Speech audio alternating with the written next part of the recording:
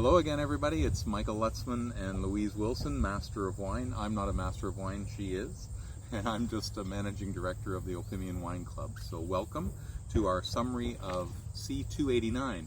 You're going to notice it hasn't been printed yet. It's actually at the printers in Montreal this very minute as we speak. It's on the presses. But I printed one off so that we could actually do this summary for the membership. So it'll look a little awkward, but I hope that you'll bear with us. Here we go. Here goes nothing. Italy, France, Switzerland, and drumroll please, Canada. We actually have a couple of Canadian vineyards in here. How exciting. We're so proud of that, and we are so excited about that, and it's the beginning of big things to come. So, on page 2 and 3, the inside spread, when you get this one, you may have it now by the time you see this video. This is going to be a new feature where we're going to feature one particular wine that is just so exceptional that you need to have this wine. So what you're going to find this year is that it's a rosé. It's the rosé of the year. It's by Giovanna Tantini, and it's from Bardolino. Tell us a little bit about Bardolino. So Bardolino is located in the Veneto region in the northeast corner of Italy, very close to Italy's largest lake, which is Lake Garda. Which, beautiful. Have you been there? I have. Oh, jealous. I would love to go. Yes. It looks amazing. Well, obviously the lake being so large has a great impact on the regions around there, such as Bardolino, and it's moderating the temperature, much like our Lake Ontario does here. So keeping the summer temperatures a little cooler and the winter temperatures a little warmer, perfect for grapes. And Bardolino really is known for its light reds and rosés. It's really been focused on its rosés in the last few years. There's a specialty there called Chiretto. The grape, the star grape is Cortina, although it's supported by other grape varieties, and it's really quite popular. This refreshing rosé wine from Bardolino. Yeah, I'm really looking forward to this one. Jane has tried it and says it's absolutely phenomenal. And in fact, Michael Pelle, another one of your Master of Wine colleagues, he specializes in Italy, and he said you've got to have this wine. So that's for you. I'm on page 7 with the Kudakur. This is the first time ever we've put the Kudakur on the online only. It's web exclusive. And these are the wines that during the tasting they got the highest marks. So these are the best wines in the entire offering. Oh, and you know what, everybody? You're probably going to hear these bangs in the, well, they are going to hear these bangs in the background. And what they are bird bangers. What can you tell us about bird bangers? Well, we're in the midst of harvest here, and we've got these big, juicy, ripe grapes hanging on the vines behind us. And they look appealing to us and also to all the birds in the area. So really, birds can be a big threat to a vineyard. So these bangers are meant to scare off the birds and protect the grapes. And they do. That's right. Yes, that's right. And one thing we didn't mention as well is that we're here at Pearl Morissette in beautiful Niagara, Ontario, Canada. And they've allowed us to come and video this in front of their beautiful vines, and in front of us are their beautiful gardens. If you ever have a chance to be here, you've got to come out, and Pearl Morissette is in the catalog, and we're going to talk about them when we get there. So now, new products from Italy on page 10 and beyond. There are new mixed cases, which we know that Opimian members love, so that's why we've been offering more of them. And you're going to see a mixed case of some Prosecco. And my understanding is Prosecco has exploded in the world. What's up with that? Absolutely. In the last several years, Prosecco is just increasing in popularity. And I think some of the reasons why are it's delicious wine. It's a very approachable wine that you can enjoy on so many occasions with or without food. I think there's an interest in sparkling wine in general. And so Prosecco being a sparkling wine, I think is capturing that interest. Also, Prosecco tends to have a little lower alcohol, which I think is a trend. So typically around 11% alcohol by volume. And a hint of sweetness is often found. Not noticeable or marked sweetness, but just a little bit really makes it, the fruit stand out, and it's quite appealing. So I think Prosecco is here to stay. So we're on to the page 12. And these are unusually different wines. like there's some from Friuli here, which some of you will know, but many of you won't. And there's even some from Umbria, which is just a lovely place, right between Rome and Florence.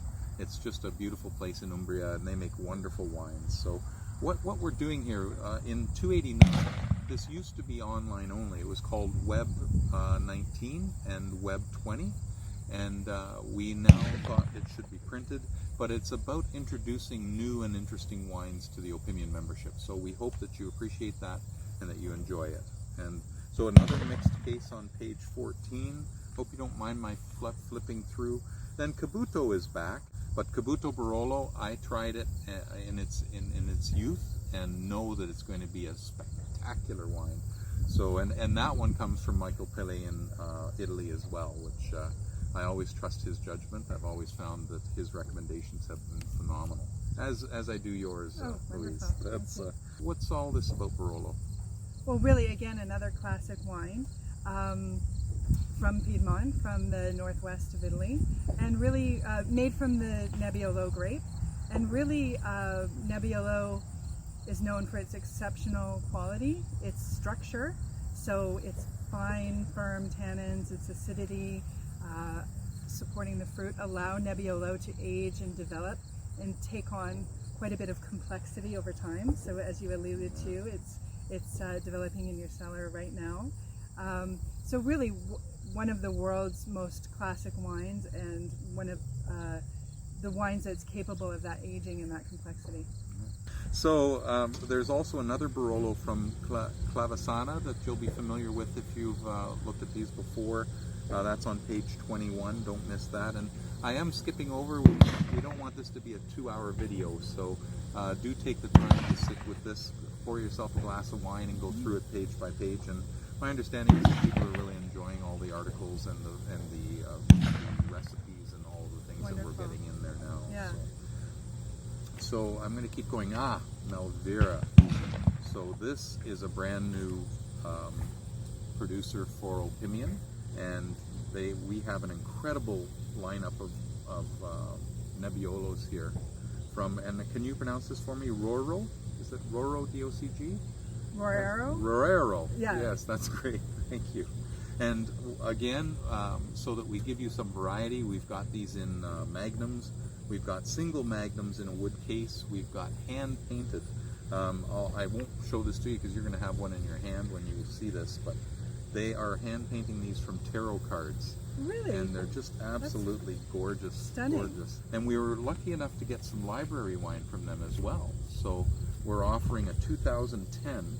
That is 2878. We're on page 25.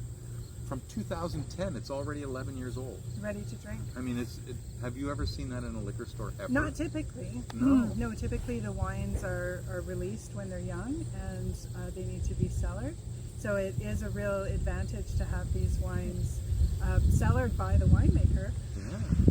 No, it's phenomenal. And I mean, I've got to buy this one because it's too good to be true for us to be able to get a 2010 that's been in their cellar for so long, and they're willing to ship here to Canada. It's truly remarkable. Yeah. I'm just thrilled. So now we're in Veneto. Yeah, the influence of the sea and also Lake Garda, so that it is a continental climate, so warmer summers and cooler winters, but then moderated by the water that's surrounding the region and surrounding the vineyards. So what we've got here is an Amarone. Can you tell us a little bit about Amarone? Amarone is a very special wine, one of my personal favorites. So again, the star grape here is Corvina, but there is a blend of grapes that are used. And the special thing about the way Amarone is made is that when those grapes are harvested, they're actually laid out to dry for several months before they're used to make wine. So the idea is that through the drying process, which is called a passamento, some of the liquid is evaporated, and the flavor and the juice in the grapes is concentrated. So then when you turn that into wine, you get this highly concentrated, rich, flavorful, aromatic wine, which is Amarone. Yeah, fantastic. And the Valpolicella is that wine, but it isn't dried in the same way, correct? Exactly. Yes. Yeah. And if you've never been able to see Amarone going to a producer and actually see the wraps and all of the grapes. It's labor intensive, boy oh boy, and expensive because the grapes have to dry somewhere, and it's worth every penny. I think it's just gorgeous, gorgeous wine. So we're into Canada now. We're in the back half of C289. Let's not pull that over. So we are here at Pearl Morissette, which is on page 34, 35, and they've done a Chardonnay. It's a Chardonnay very similar to this, but there are 3 of them that it's going to be a vertical as well. And Francois is known for his low intervention, both in the vineyard and in production, correct? Mm-hmm. Yeah. And what I find is that his wines are, they can be a little rough sometimes. It's with that low intervention, there's some real interest. I mean, and it's polarizing. We talked about this actually, Louise, that if you polarize that some people love it and some people just don't care for it, then can be an exceptional wine, right? And I find these to be exceptional. And the reason that they're in the catalog, in fact, was that I was in Montreal on Opimian business, and it was the same time as the private import SAQ convention, and I was in a restaurant called Candide, and wouldn't you know, Francois Morissette came in the restaurant, found out that we were from Ontario, and came over to the table, and we had a chat. And then when Greg was coming down to Niagara, he said, is there anybody I should check out? And I mentioned Francois Morissette and his business partner Pearl, and the next thing you know, we did a mini one of this, and that sold exceptionally well in 4 provinces last year, and now we're able to offer it across the country to all of you. So I really hope you can take advantage of this Chardonnay mixed case vertical. Explain it to the good people. Sure. A vertical tasting is a really fun way to experience wine. So basically you're taking the same wine, same producer, same grape, same region, over a series of vintages. So it isolates the difference each growing season makes. So you're really able to see what the harvest was like that year. It could also illustrate some changes that might have been made in winemaking or in the blends being used if the wines are a blend. But I think it's a really great way to experience wines over time. If you take notes as you're tasting through your case of vertical case, then you can compare next year. So then you can go back and say, okay, I tasted this wine when it was 2 years old, and I tasted this one when it's 1, and then the next year you can go back and taste the 1-year-old as a 2-year-old and compare your notes as well. So I think it's a really interesting way to watch how wines evolve as well. And I mentioned to you previously, my recommendation is starting from the oldest wines first, which maybe isn't always the approach, but the reason I suggest that is because the older wines tend to have more nuances, more complexity, and those are picked up with a fresher palate. So if you start with the younger wines, which tend to be maybe more fruit forward or more tannic, by the time you get to these more delicate, nuanced, evolved wines, you might miss that because your palate's been it's almost tired, right? That's one way of describing it. By an overload of tannins of fruit. So I would start at the older end and work backwards to the younger very wines. Interesting. Yeah. And as I said, we're going to have to do one of those. And with artisanal wines like this, you actually do notice difference from year to year, more so than some of the bigger tank wines, right? That they deliberately are trying to blend it so that they taste the same each year. In a good way, people know what to expect, right? That's right. And I think when we're talking about climates that are sort of on the cooler climates, you see more vintage variation from year to year. There is more variation in the weather in these sort of, let's say, climates that are on the very edge of winemaking. You'll see a warmer summer really impacts how the fruit comes across and how the grapes ripen. So that is something that's actually really fascinating about wine. I agree. Like we have never learned everything. I love that. It's just constantly learning, constantly new, constantly fun. Yeah, that's the magic. Yeah, that's great. So page 40, we're at Carlo Estates. They're down in Prince Edward County, and as we build the Canadian portfolio, they were another one that we identified that they make spectacular wines, and they hadn't been doing it across the country, and now we've found a way to be able to offer Carlo to all our members from coast to coast to coast. And what can you tell us about Prince Edward County? Well, we're at the north shore of Lake Ontario, so pretty far north, but again, Lake Ontario has that mitigating effect on the temperature, so it keeps things a little cooler in the summer and warmer growing into the fall and winter. So actually they get a nice long growing season, which is perfect for grapes. There are over 35 winemakers now in Prince Edward County. Yeah. And there's a number of grape varieties being produced, although Chardonnay and Pinot Noir tend to be stars, cool climate grape varieties. They tend to do really well there. One of the challenges in Prince Edward County is just the winter temperatures.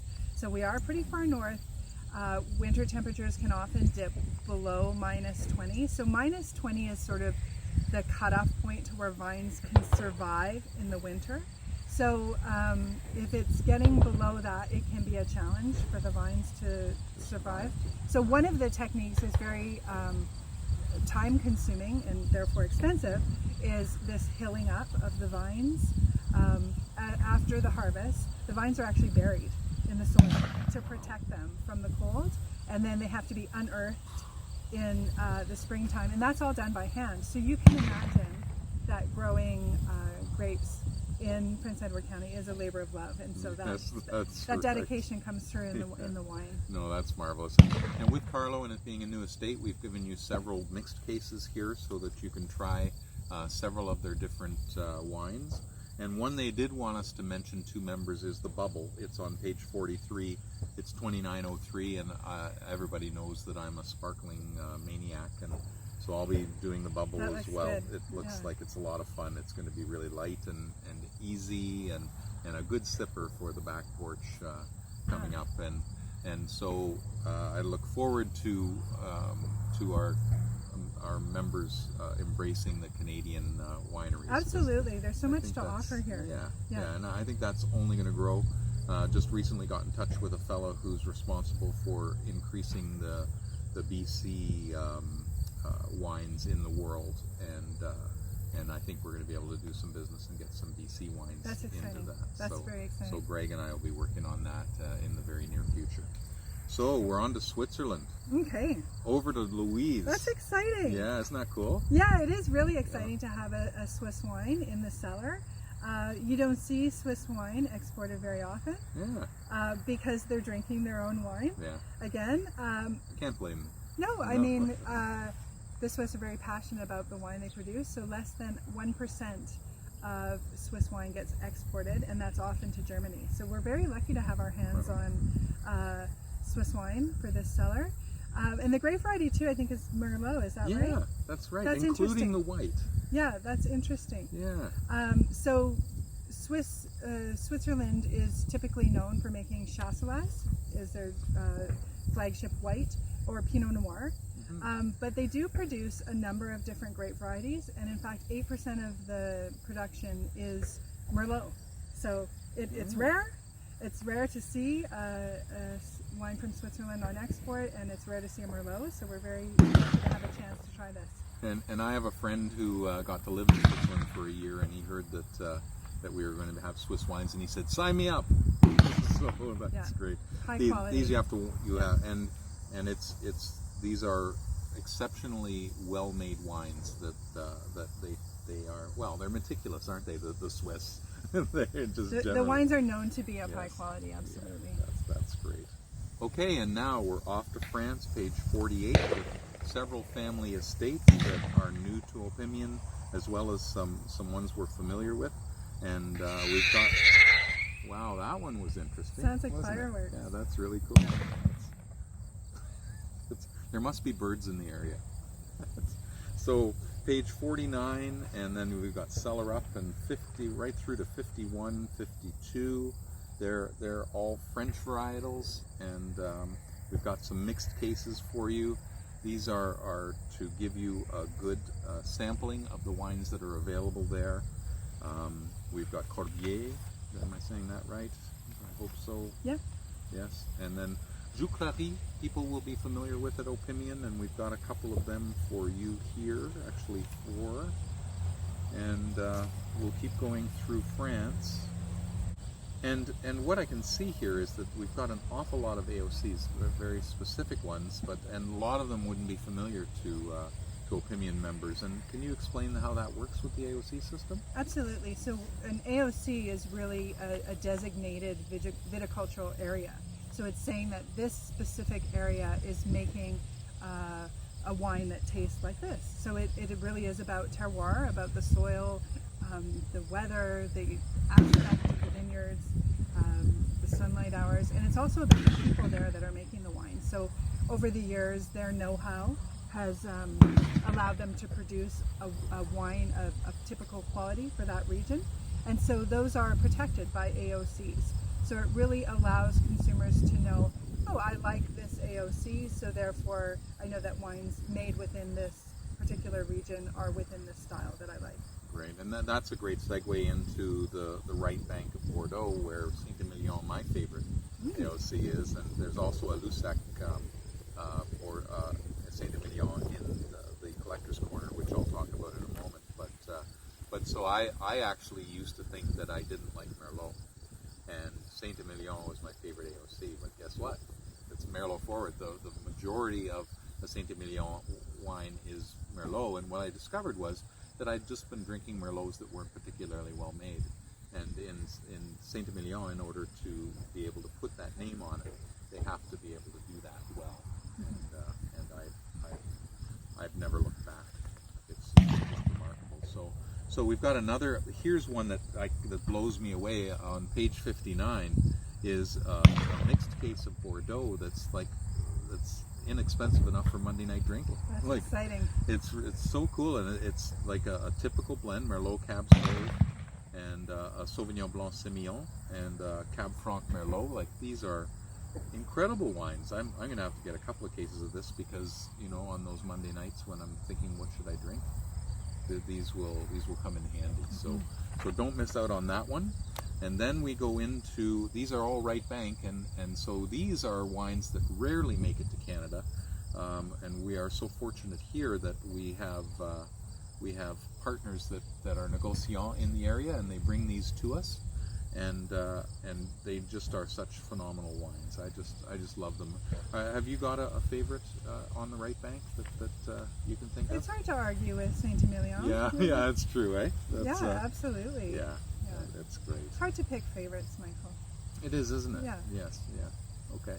I won't put you on the spot. It's like you said, all my children, right? Yeah, that's right. And I always say to Louise, I'm not going to put you on the spot, and then I put her on the spot. That's right. So another mixed case on page 61. Again, an opportunity to try these Bordeaux Supérieur, which are broader, right? They're from a larger landmass, right? That includes several AOCs. It's not particularly from one. Yeah, that's very cool. And then, so we've got the Collector's Corner, which has been my nemesis because I've been buying everything in Collector's Corner because I'm a collector. That's right. And so we've got this wonderful Rival from Lussac Saint-Emilion, 2928, which I have no doubt. I mean, I'm going to have to put that one down, right? It says drinkable till 2030, so I won't be drinking that until late in this decade, which is really exciting to think about, right? And that's what I've been doing, is laying down wines each year so that I do have wines that are 8, 9, 10 years old that I can drink now, and it does pay off. So you have to buy enough of those Monday night wines that you're not drinking the good stuff. That's right. And then it'll be there when you're ready. And then, like, very last and certainly not least, is this Nebbiolo Barolo from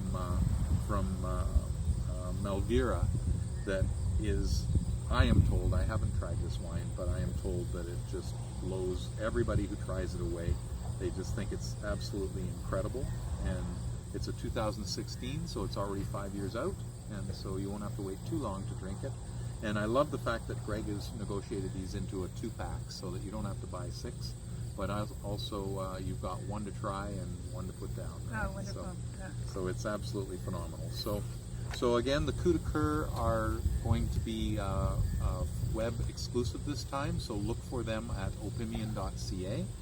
Thank you, Louise Wilson, Master of Wine, for joining us for 289. Thank you, this is Michael. what the cover looks like. It's only from my home printer because, again, it's being professionally printed as we speak. So cheers to everybody. Cheers. And we'll see you again. See you again.